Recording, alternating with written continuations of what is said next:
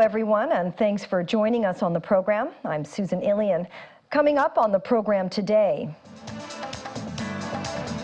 Hawaiians come to terms with the aftermath of the wildfires that devastated historic towns and islands. At least 30 people are reported missing at Jade Mine in northern Myanmar. Plus, results come in for primary elections in Argentina. Rock-singing libertarian outsider comes into first place.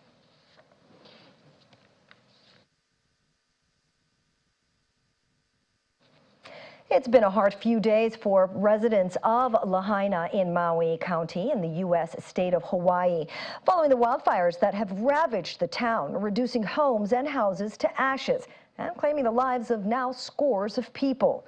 The death toll at the last count was 96 as relatives of the missing searched for their loved ones, while survivors grappled with the scale of the disaster and sought solace at church services. The disaster has been termed the worst in U.S. history, the last being a tsunami that killed 61 people in 1960, a year after Hawaii became a U.S. state.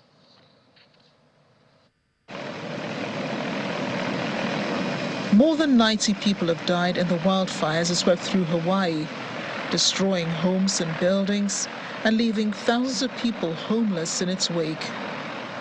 Search teams have been combing through the worst-hit town of Lahaina as officials sought to determine how the inferno spread so rapidly through the historic town with little warning. The fires have become the deadliest natural disaster in the state's history, surpassing that of a tsunami that killed 61 people on the Big Island in 1960, a year after Hawaii joined the United States. Officials warned that search teams with cadaver dogs could still find more dead from the fire. Maui, one of the islands that makes up Hawaii, was also badly destroyed. The damage caused came into focus on Saturday, as officials warned the death toll could rise further. We are still very much in life-saving, life-sustaining, right? We have a number of people that have been displaced, and we want to make sure that we're getting them the support that they need. We want to find them what their immediate lodging needs are going to be. FEMA says the cost to rebuild the historic island was estimated at $5.5 billion. Governor Josh Green says the government is providing housing and health care and urges residents to seek mental health care to help deal with the tragedy. In the meantime, people have been dropping off donations of clothes and household goods in Honolulu.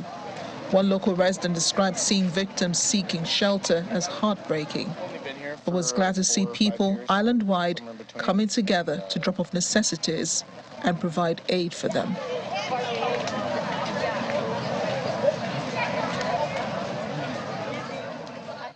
Before and after aerial images over the town of Lahaina in Maui revealed the impact of the deadly wildfires on the once lush green resort town, now reduced to ashes. As we have previously mentioned, the death toll is just short of 100, with the possibility more bodies could be recovered. Lahaina right now has been leveled and nearly obliterated due to the wildfires. Firefighters are said to be battling flare-ups, and cadaver dogs are sifting through the town's charred ruins in search of victims as survivors and officials grapple with the scale of the disaster. Survivors have been recounting how they were able to escape the fires in Hawaii. Some were struck in traffic while trying to escape the flames and smoke. Just from our parking stall to the entrance of our apartment complex, it went from blue skies to gray to black. And all we seen was embers from fire that we had no idea what's going on. There was no siren, nothing. And I mean, it was just heartbreaking seeing our community, my neighbors, like lots of elderly people trying to make it down the stairs just to get into their car. And out of nowhere, this fire jumped from the parking structure over to a tree and then onto an electric post. By then, we were right next to that electric post. And as a mom, I mean, so many things are going through my mind. Cars are panicking. And I have it on video where my son was, in the video, he's like, "Oh, Mom, it's hot. I can feel it." So instantly I'm telling my husband, I need a reverse. I need a reverse. We need to get out and run. And let's bring in our Channels TV correspondent in Washington, Maria Bird. Maria, much of the fires have been quenched and the impact of that is much clearer. Now, what are authorities saying about how much damage they can see in Lahaina at the moment? At the moment, as you all mentioned earlier, most of that area is completely devastated and is completely in ruins. There's an estimate of close to $6 billion of recovery efforts and resources that will be required to rebuild that community. The wildfires were going at about 30 seconds per block. So in about 30 seconds, a block would be totally devastated through wildfire. So at this time, only 3% of the affected area has been even investigated and reviewed with cadaver dogs. And so there's a lot more work to be done for recovery efforts, obviously still looking for over 100 people, and also to see what the actual damages are. And right now, people are being sheltered across the state and donations are being made. Obviously, they can never be enough. But what are survivors saying about the types of donations and the frequency of them? The donations that are coming in, the federal government has put forth 250 personnel from FEMA, which is the Federal Emergency Management Administration. And so those personnel are scattered throughout the island, and also about 50 to 60 of those individuals are at these shelter sites. And so they've also been having delivered, whether it's water or whether it's clothing, things, just basic necessities that have been completely lost as a result of the wildfire. So things that someone would need just to live every day. Obviously, food donations. There are large organizations which are on the ground providing food, cooking for individuals, because even if you have access to food, where are you cooking this food? And so these shelters are having organizations come in to prepare hot meals for individuals. And then the community is banding together quite quickly. And those who have been fortunate enough to still have their homes are providing warm meals outside of their home for those who do not have homes and a place to be able to have a warm meal. Maria, can you walk us through the government response to the wildfires, kind of step by step, and to the survivors? Well, there obviously was there was the actual governor of Hawaii that was set to be able to set the first tone of relief and the emergency efforts. There were some areas that we believe communication-wise that were some disconnects. There is an emergency system in place that would have sounded an alarm off throughout the island that the residents are claiming did not go off to be able to warn individuals that it was time to evacuate. And that's typically what's done in these type of regions where you do have not necessarily wildfires, but other type of tropical storms on islands. There is a sounding alarm that will go off that did not go off according to the residents' reports to be able to warn them to evacuate. So some of those early on communications they believe were a bit challenging, which did put some delay in some of the relief efforts. Obviously, as the wildfires began, people just had to kind of fend for themselves until the government was able to start putting some sort of a stop to the fires. We know that it took a few days for the fires to be extinguished, and so that did mean that individuals were still in harm's way until they could get to either off the island or in regions of the island that were not affected by the fires. After that point, when the governor obviously reached out to the federal government to be able to get additional support, and the president obviously did provide that, and the federal government immediately responded and has been on site as quickly and as soon as possible. As we know, it's difficult to get flights in to the island during the time of the actual wildfire. And is there a plan after now? We've heard that some of the survivors are being allowed back into Lahaina, having showed proof of residency, but most of them have lost everything.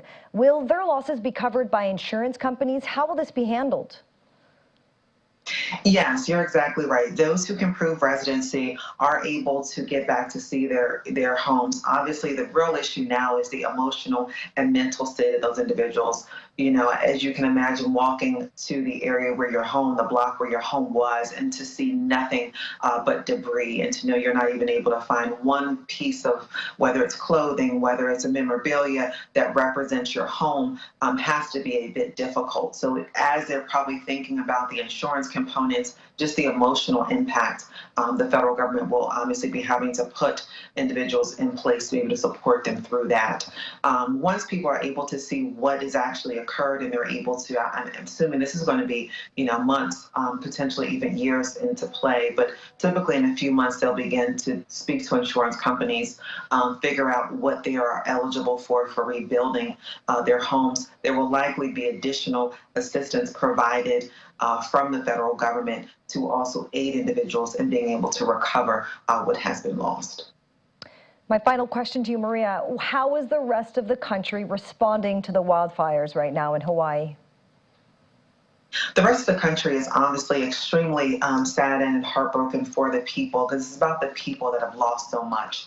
And we know the last time we saw something to this extent was in California. We know we've been dealing with wildfires in the state of California. And so any way that American people can help and donate, they are. They're finding ways, whether it's the Red Cross to donate, whether it's providing relief efforts to other organizations, and also those who are in the medical and in the emergency response line of work are also volunteering to be able to go on site to assist if needed for those individuals who are in these dire situations. All right. Thank you very much, Maria. That is Maria Bird, our correspondent in Washington. Let's turn to Niger now, as the military junta announces plans to prosecute ousted President Mohamed Bazoum for high treason and undermining national security. This was revealed in a video statement by junta representative Amadou Abdrahmane. Bazoum has been held in the basement of his palace since the military staged a coup on July 26. He is said to be in good spirits despite being held in difficult conditions and has received a visit from his doctor on Saturday. No further details have been given by the junta for prosecuting the Nigerian president. Bazoum is being held captive with his wife and son, and there have been growing concerns about their health.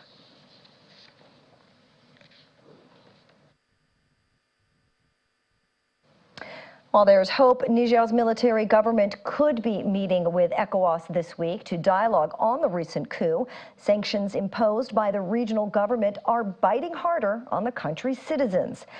Our foreign affairs correspondent, Amarachi Ubani, spoke to a journalist in Niger about the conditions there. The impact is that, firstly, still the statement, the media statement issued by the ECOWAS leaders. Firstly, Nigeria, there is a kind of contract, moral contract between Niger and the Federal Republic of Nigeria.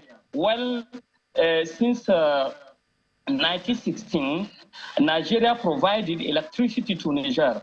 Well, Niger also, through what you call the Niger electricity company that we call Nigelec, also try to distribute, the electricity. And the first reaction, and also it is Nigeria who decided, the president of Nigeria who decided to cut, such electricity in Niger. And still now, Niger is, we are in a general blackout, no electricity, and just people are just wishing. We don't know exactly what is going, because all the economic activities, administrative in the office, if there is no electricity also, there is no, there's no activities. It can be, administrative, and also economic, financial, etc., etc. And this decision is the first thing that had a direct impact on the Nigerian living condition, and also, also the decision they close all the borders. We have when you take into account Nigeria, we have more than 1,000 kilometers we share along borders Niger and Nigeria. While we have seven states of Federal Republic of Nigeria which are on the Niger's alongside Niger's and Nigeria's border. We have Kebbi State, we have Sokoto, we have Zamfara, we have Katsina State, we have Jigawa, you have Yobe, you have Borno, and we have a little of Adamawa. And you will see that all the Nigerians who are living in the areas, who are living alongside the borders, lives with Nigerians, Nigerian style. And each time they are in Nigeria, they are on borders, just on their daily activities. And today, no going out, no going in. People are just suffering because the borders are closed. And all the Nigerians, most of the time, they are dependent to Nigerians because each time they have to move to Nigeria to buy and to come back. And now there is no borders. That some people here call artificial borders, because according to them, it is not, it's natural like this. Some things that people design like this, artificial borders.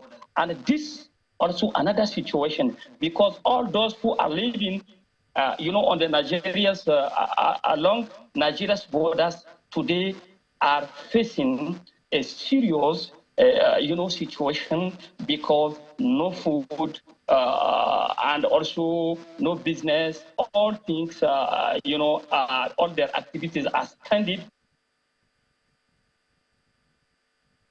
You can watch more of Alusani's interview on Diplomatic Channel, which comes up today at 8:30 p.m. in the UK and 11:30 p.m. on the DSTV platform, right here on Channels.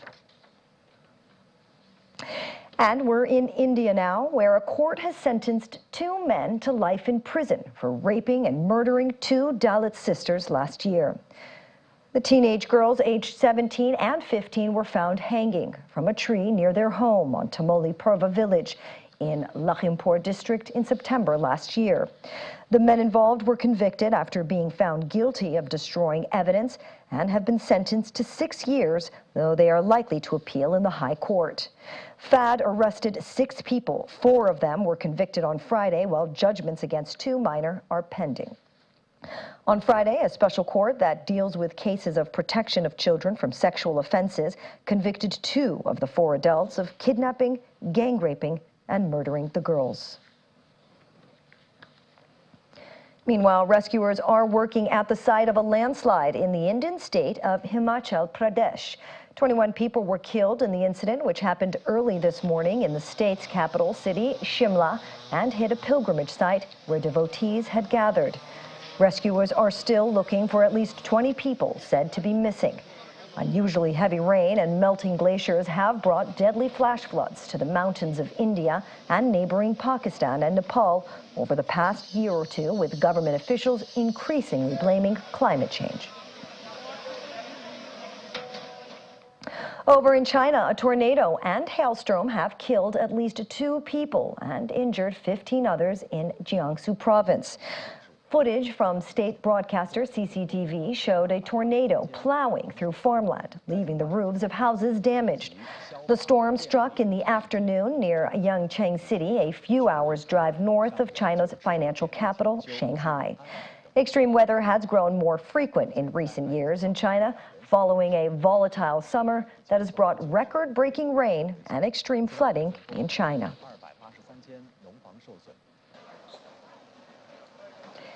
Japan is bracing for Typhoon Lan to make landfall, with airlines and railways canceling services in central areas of the country's main island, where it is expected to strike on Tuesday. Lan, the 7th tropical storm of the season, was over the Pacific Ocean near central Japan, headed northwest at 15 kilometers per hour on Monday, with a maximum wind speed of 139 kilometers per hour and gusts of up to 195 kilometers per hour. The Japan Meteorological Agency said the outer edge of the storm is forecast to reach the coast of Wakayama Prefecture around 9 a.m., then head north over the major population centers of Osaka and Kyoto.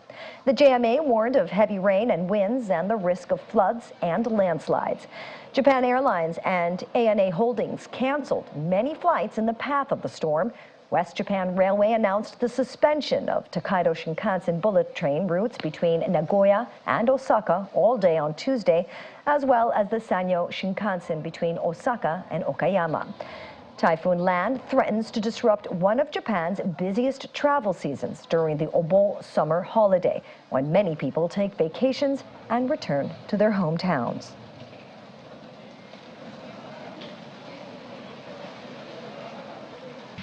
Welcome back. At least 30 people are reported missing after a mudslide at a jade mine in northern Myanmar.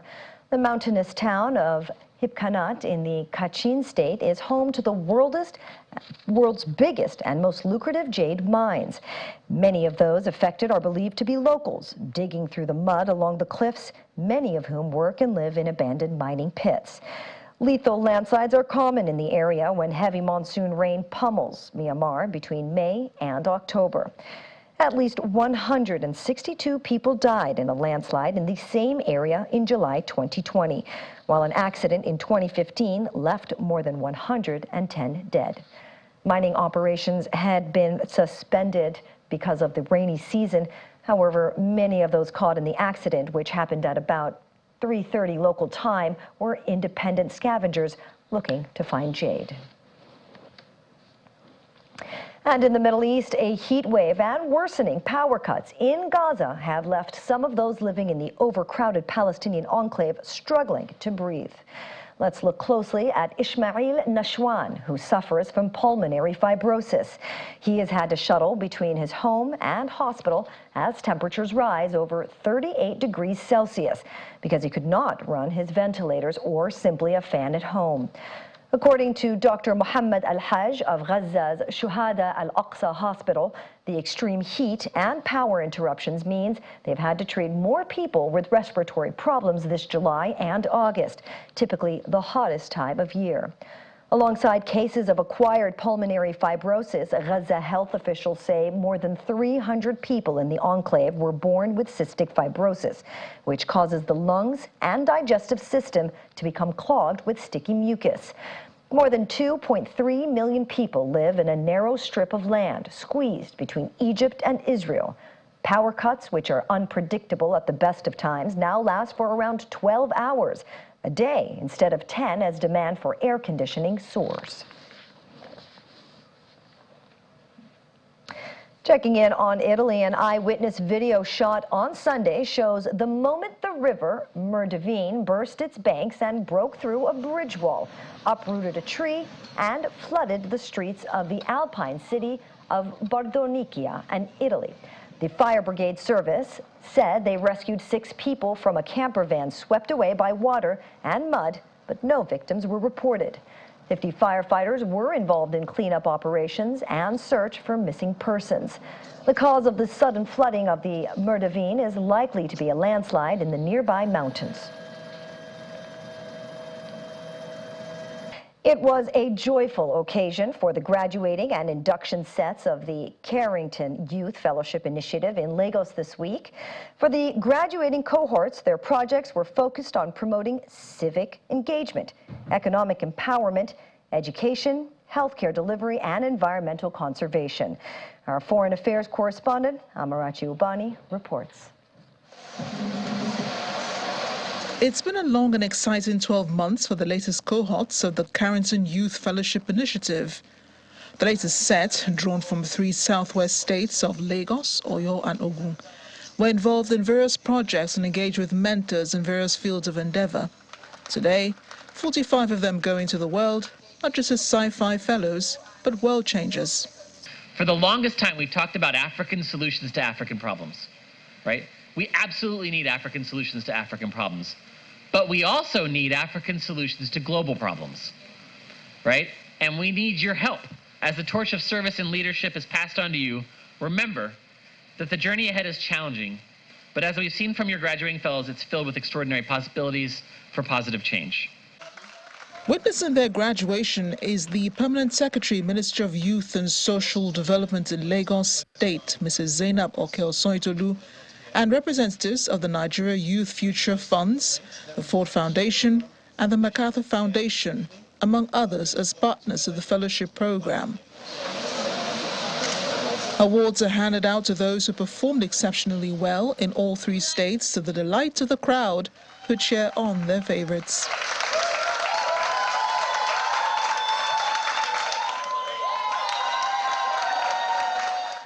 It's not because I'm the best person. I think I've just been put on the spotlight to be an ambassador for the core values. And I feel it's a huge responsibility. I feel deeply honored because it's along the line of some people that I respect, like Mr. Shola. I'm learning he was also a best fellow. And I feel like my possibilities are endless. And I feel deeply honored. As great fellows, fantastic youths, doing great things. And to be counted worthy of the award of the best fellow is really a great privilege, and I'm really excited. Inductees, 65 of them, got the opportunity to be recognized and get a photo with the Consul General.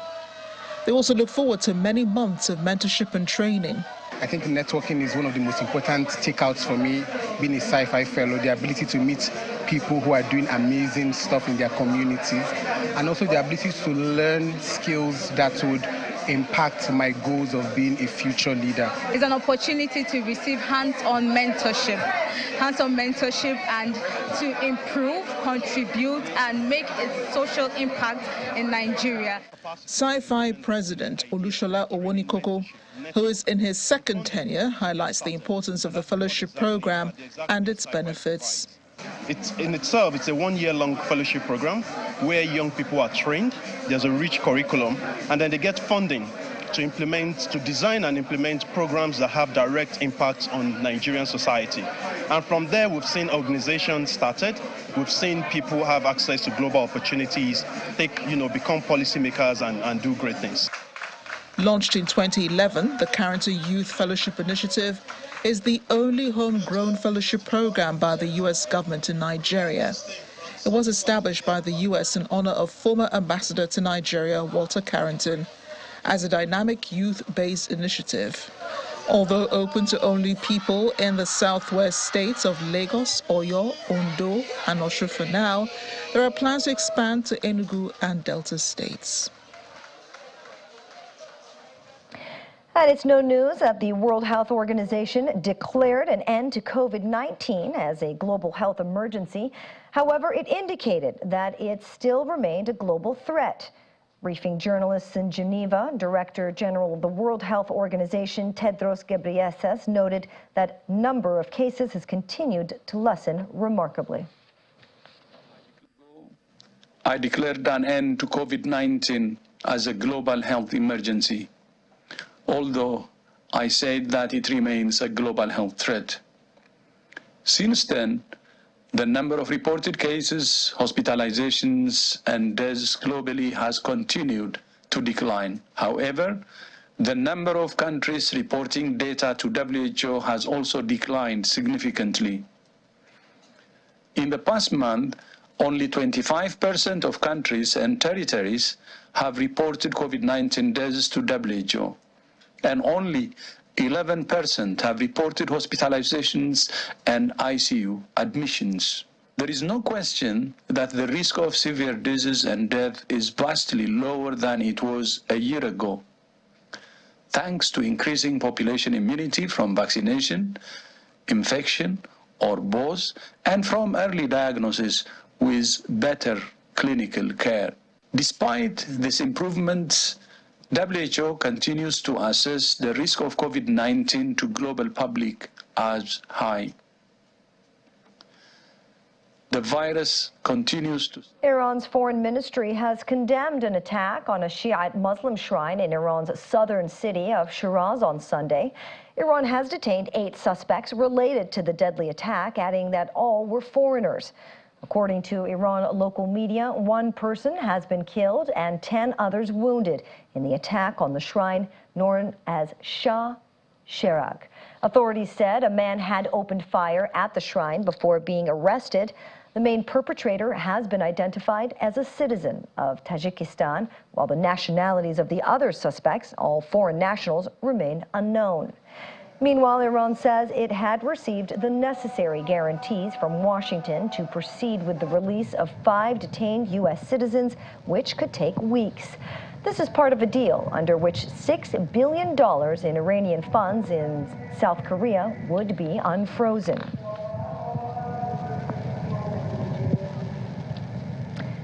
In the city of Jenin, fighters from Islamic Jihad, a militant group funded by Iran, celebrated what they said was a victory for Palestinians over the biggest Israeli operation in the West Bank in decades.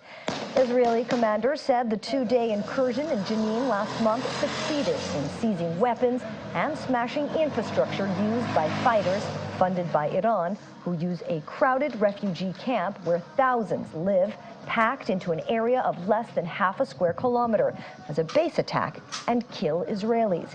While the fighters make no secret of the fact money comes from Iran, for them, the battle is a local one, fueled by anger over the Israeli occupation, and they show no interest in the broader geopolitical issues, according to dozens of conversations with fighters and sympathizers in Jenin. Islamic Jihad is a Palestinian faction sworn to destroying Israel and replacing it with an Islamic State. Argentine voters punished the country's two main political forces in a primary election on Sunday, pushing a rock-singing libertarian outsider candidate into first place in a huge shakeup in the race towards presidential elections in October. With some 90% of ballots counted, far-right libertarian economist Javier Milei had 30.5% of the vote, far higher than predicted, with the main conservative opposition bloc behind on 28% and the ruling Peronist coalition in third place on 27%. In the most important leadership race within the Together for Change coalition, hardline conservative Patricia Bullrich, a former security minister, beat out moderate Buenos Aires Mayor Horacio Urquijo, Loreto, who pledged to get behind her campaign. Voting in the primaries is obligatory for most adults, and each person does get one vote, making it in effect a dress rehearsal for the October 22nd general election and giving a clear indication of who is the favorite to win the presidency.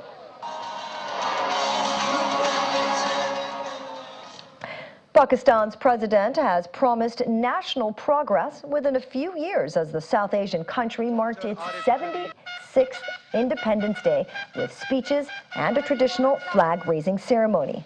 Speaking to officials at a main ceremony in the capital Islamabad, President Arif Alvi paid tribute to the founders of Pakistan and vowed to take the nation forward to progress and prosperity. Monday's celebration comes as Pakistani Prime Minister Shehbaz Sharif and opposition leader Raja Riaz agreed on Saturday to name Senator Anwar-ul-Haq as caretaker premier to oversee elections. Under Pakistan's constitution, a neutral caretaker government oversees national elections, which must be held within 90 days of the dissolution of the parliament's lower house, which in this instance means early November. Over the weekend, tens of thousands of people thronged the town of Alappuzha in India's southern Kerala state to see the 69th edition of the famous Nehru Trophy boat race. A total of 72 boats, including 19 snake boats, participated under 9 categories in this year's race to compete for the coveted trophies.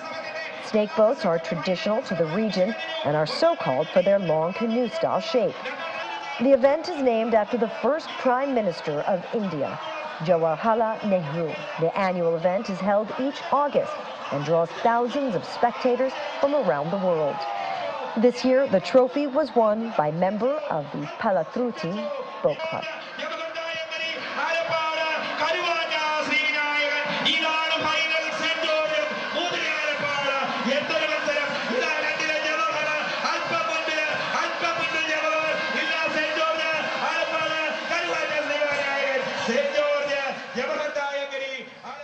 Bolivians were delighted by a cold snap that brought rare snow to the country's highlands on Sunday. The National Service of Hydrology and Meteorology reported snow, rain, and thunderstorms as temperatures fell to 4 degrees Celsius in western areas. A street vendor from El Alto says she hopes the snow will help potatoes grow in the dry country, one of the main products of the Bolivian highlands. The price of potatoes and other vegetables increased over the past weeks, affecting the country's poorest families.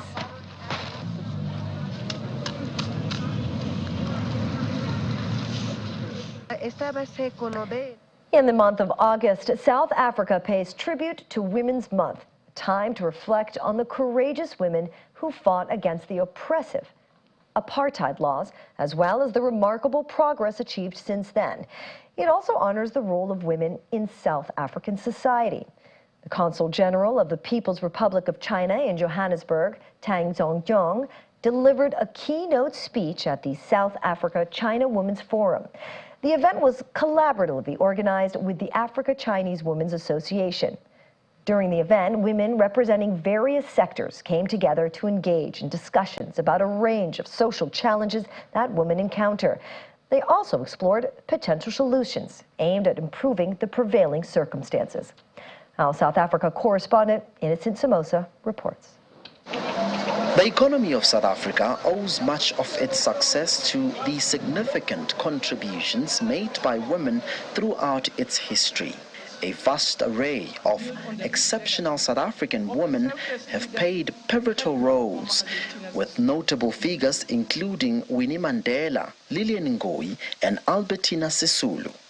These historical icons were fervent political activists who courageously fought against the apartheid regime. And the contributions of women. In another city, the Consulate General of China in Johannesburg has chosen to celebrate women under the theme Women Together for a Shared Future. In focus are crucial topics such as BRICS cooperation from a woman's perspective and empowering independent and self-sufficient women. Our two governments have engaged in dialogues and discussions on issues related to gender equality, women's empowerment, and so on. A persistent concern that has endured over time is the ongoing struggle faced by women in business. However, these resolute women remain committed to actively stand against it. If I look at the economies, both of South Africa, I'm not so sure about that of China, but certainly of BRICS countries more generally when it comes to women's representation in management, women's access to capital, women's ownership of firms, it still remains a challenge. Women can be key role players in industry and development.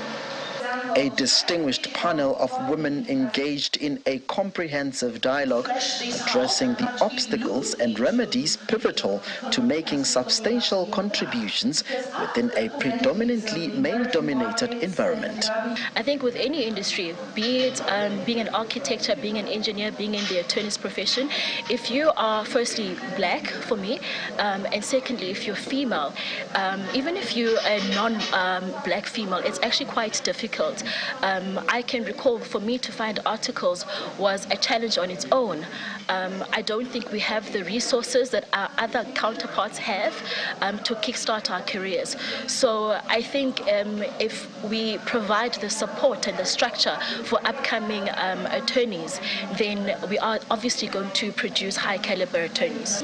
Navigation is with effort, and so is with anything else that you do in life.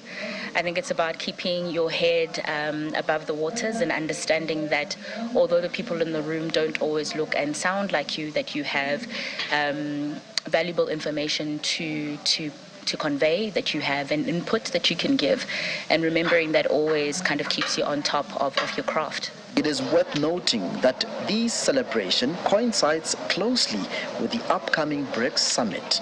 From Johannesburg, South Africa, Innocent Somoza, Channels Television News. And that's all for The World Today. Thanks for watching. I'm Susan Ilian. See you tomorrow.